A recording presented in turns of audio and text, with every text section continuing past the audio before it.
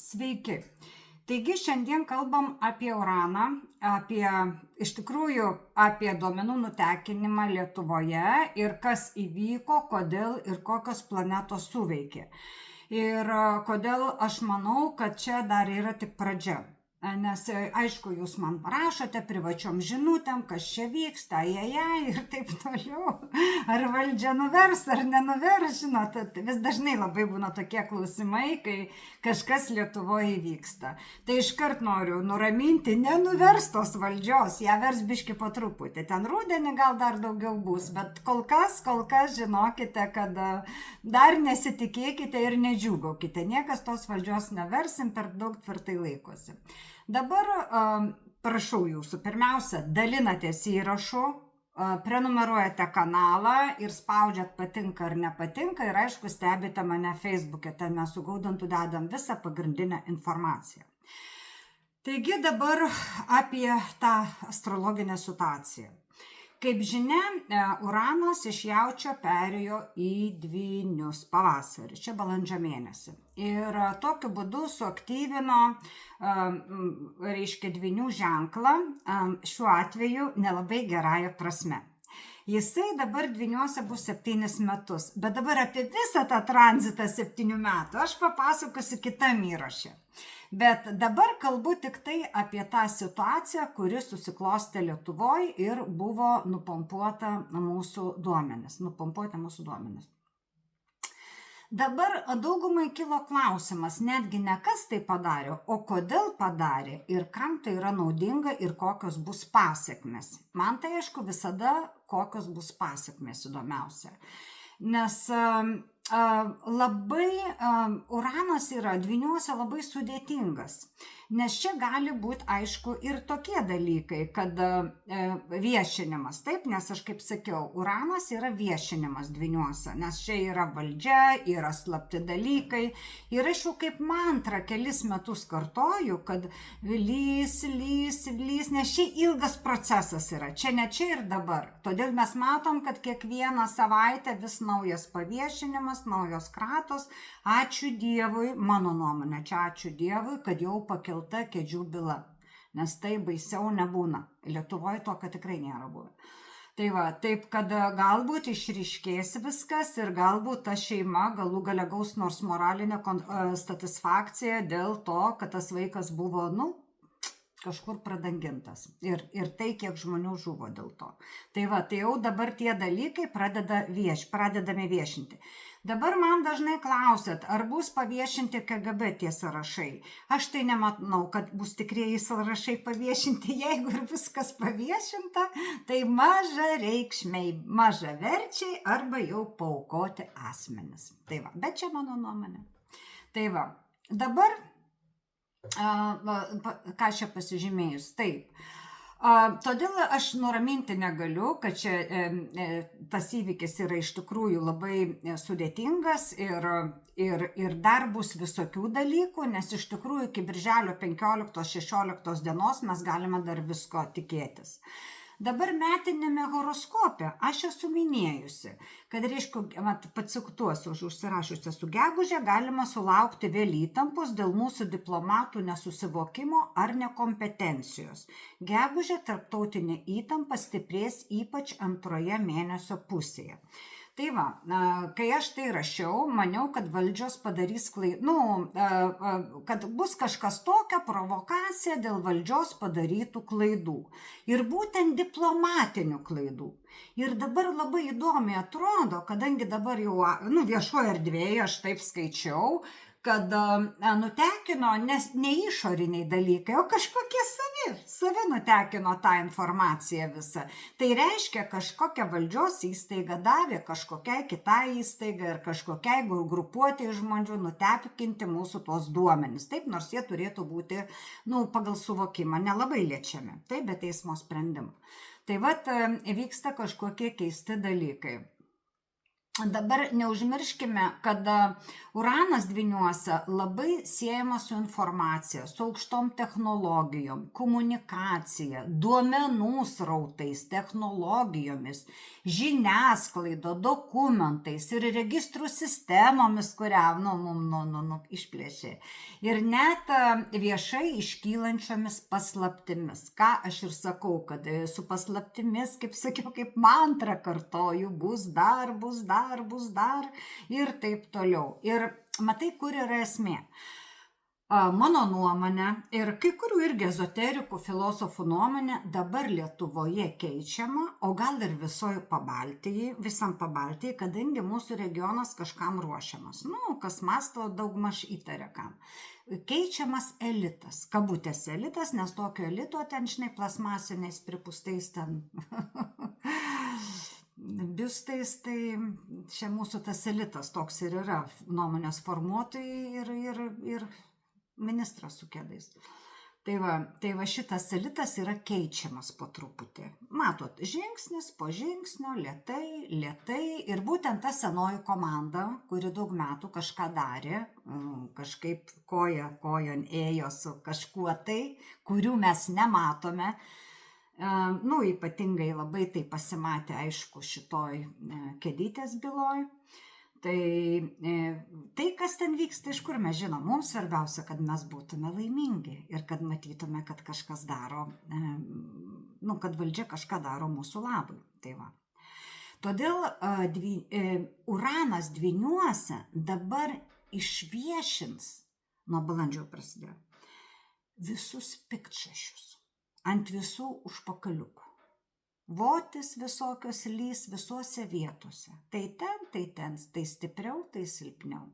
Todėl aš rekomenduoju nekvailioti ir nei smerkti, nei džiaugtis, nei pritarti, nieko. Nesupraskit, kur yra esmė. Ar mes teisingai, ar neteisingai piktinamės, mes atiduodam savo energiją.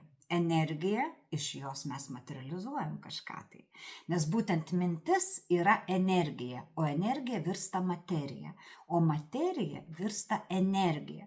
Va todėl aš dar kartą pabrėžiu, būkite labai atsargus, kritikuodami, palaikydami ar nepalaikydami. Todėl sakau, būkim stebėtojais, nes mes matom tik spektaklį, mes jame negalim dalyvauti. Netgi mūsų ėjimas į rinkimus, čia mano nuomonė, yra tik spektaklis, pasižaidimas. Ar į stadioną, nueini, ar į teatrą, ar į operą, ar į rinkimus, vienas ir tas pats. Tai va. Vis tiek viską ten diriguoja operos teatro direktorius, administracija ir teatras, taip? Ir aktoriai. Dabar diplomatija pas mus irgi yra susijusi, reiškia, su dvyniais. Tai yra uranas perina į dvynius, dažnai būna taip, išlenda visą tai, kur yra silpnos vietos ir kas yra neapsaugota.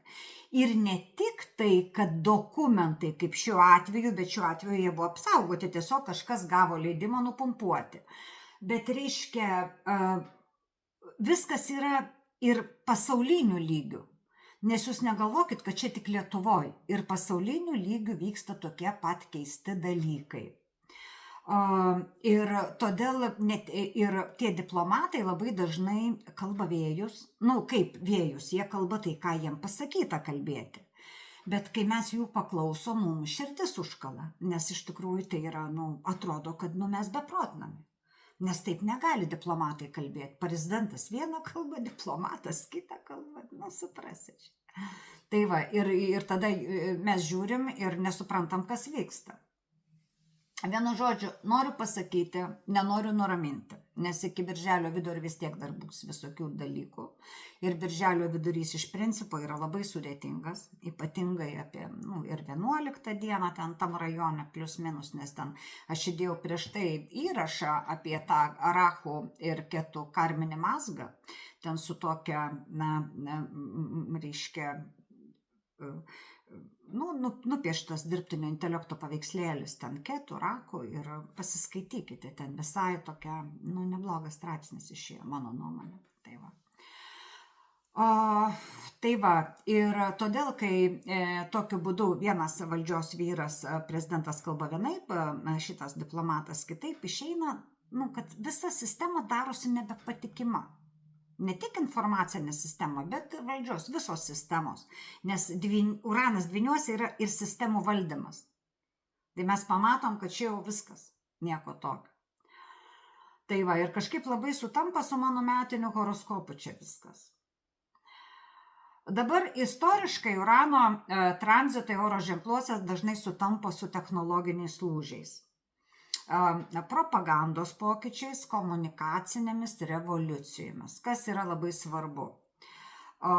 Ir dar niekas nekalba apie tai, kad gali atsirasti visiškai nauji kanalai žiniasklaidos. Nes gali būti, kad dar kol kas Garbačiauskaitė ten su komanda laikosi, bet gali būti irgi nušluoti jie. Ir labai rimtai. Aš dar nematau tų požymių, nes aš sakiau, kad poniai Garbačiauskaitė yra sudėtingas laikas, kol buvo juodas mėnulis horoskopė jos ir Lietuvos horoskopė juodas mėnulis Skorpione ir todėl jai buvo taip sunku ir ten nesąmonės. Bet dabar viskas jau darosi kitaip ir gali būti, kad ten transformuos, pavyzdžiui, iš Lietuvos televizijos į kokią laisvą nacionalinę televiziją. Ar dar kažką tokio. Šiaip tai naujos žiniasklaidos priemonės, nebent galima priskirti LT, ten yra dabar naujas kanalas susikūręs, 77 LT, bet jis jau seniau susikūręs, tai aš nežinau, ar galima jį priskirti prie tų dabar čia ir dabar, kurie turėtų pradėti kurtis. Bet realiai mes visą tą valdžios kaitą, visas permainas, naujas sroves formuojamas, pamatysime tik rudenį. Tik rudenį. Todėl dabar tik tai mirksim akytėm, šypsomės ir viskam pritariam. Tai va. Todėl, dabar grįžtam prie tų registrų duomenų nutekinimo, tai astrologiškai labai atitinka urano dvyniuose simboliką. Tai reiškia, būtent uranas ne tik sukelia tokius įvykius kabutėse, bet apibūdina mūsų tą laikmečio energetiką ir iš tikrųjų šiuo atveju paviešino, nes dabar visi domėsis, kas tuos duomenis leido nutekinti. Ir kadangi pasaulis mažas, o Lietuva yra pusbrolių kraštas, ačiū Dievui, kaip visos mažos bendruomenės, aš manau, nepraeis savaitė kita ir mes viską sužinosim. Gal pradžio kaip sąmokslo teorija, o po to, manau, taip ir bus. Aišku, niekas nuo to nesikeis, nes niekas nuo to aiškiausiai nenukentės. Ten vieną balvoną pakeis kitų balvonų ir viskas. Geriausiu atveju. Taip, ko gero, jie net nebesivargina. Jau senai nebesivargina. Tai va. Todėl aš urano tai nelabai mėgstu, nes jis labai sunkus yra visais atvejais, net kai palankiai veikia labai sunkus yra. Bet šiuo atveju tai toks paslapčių išviešinimo labai stiprus periodas. Na ir neužmirštame, kad mus labiausiai stebina ta kaita to elito ir tos valdžios kaita, kadangi tai jau darosi be ceremonijų. Be ceremonijų ta prasme eina pas visus kratas daro, ten nesuprasi, kiek pagal įstatymą, kiek ne pagal įstatymą, nes aš labai mėgstu, žinot, ne astrologiją, o taro kortose yra imperatoriaus korta ir jinai yra atsakinga už valdžią. Tai yra imperatorius automatiškai valdžia. Tai ten yra padėtis, kurie dėlioja tas taro kortas, žinot, aukštinkojim. Tai rodo piknaudžiavimą valdžia. Bet nuo to imperatorius nenukenčia, tik daugiau praturtėja. Tai aišku, jeigu čia tie politikai valdžios atstovai klauso, tai jie glosto pilvą, džiaugiasi ir šampę geria. Kadangi taip yra, tie, kurie rašo įstatymus tautai, jie patys jų nesilaiko. Todėl, pavyzdžiui, valdžia kaip piknaudžiavimas valdžia, ir nenukenti, jeigu piknaudžiauji. Pavyzdžiui, gydytoja, tarybiniais laikais atneždavo, mano teta, reiškia, aš pagimdžiau 81 metais ir man iš ligoninės binto, lignino, pleistrų, zelionkės, ten, visko, ką naujagimiui reikia ten ir mamai, ir ten visokių ten krapštukų, dar, visokių dalykų. Ar jinai pažeidė įstatymą? Nepažeidė. Jinai tam vadovauja, jin yra vedėja, jinai davė seselį vyriausiai sukrauti visą tą milžinišką maišą naujagimiai ir gimdyviai ir jin atnešė lauktuvių tokių. Taip, čia yra iš kitos pusės tai yra piktnaudžiavimas valdžia. Bet iš kitos pusės tai yra visiškai norma. Mūsų laikais tai buvo normalu. Niekam į galvą neteitų pasakyti, kad taip. Todėl, kad jin turi valdžią tiem bintam ir ligninam ir vaistam. Tai va, todėl, pavyzdžiui, jeigu ten koks vyriausias teisėjas, jo ten ar vaikas, ar giminaitis nusikalsta, tai jisai būtinai ištrauks jį. Ir tai yra normalu. Nes jis turi tokią teisę, kaip prezidentas duoti amnestiją. Jeigu prezidentas turi tokią teisę, net didžiausiam nusikaltėliui duoti amnestiją, tai čia irgi piktnaudžiavimas valdžia.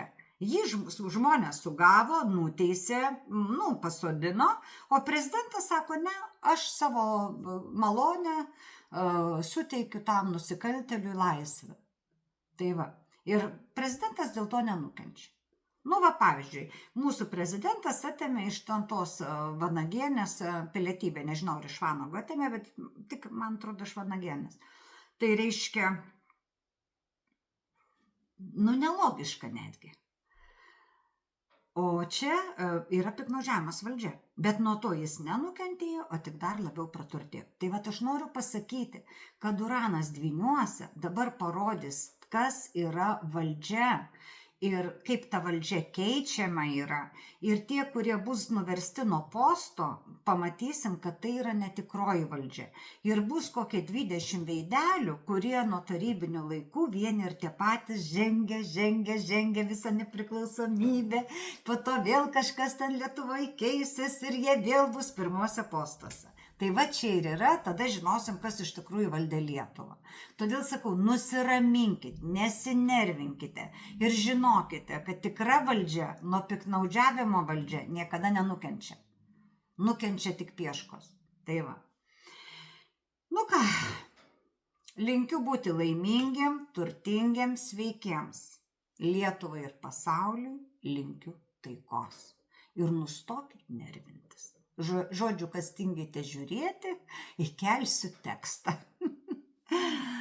Taigi, iki, ate, einu dar apie 7 metų tą tranzitą dvyniuose parašysiu su metais, su pasauliu ir Lietuvai. Taigi, iki kito karto, ate.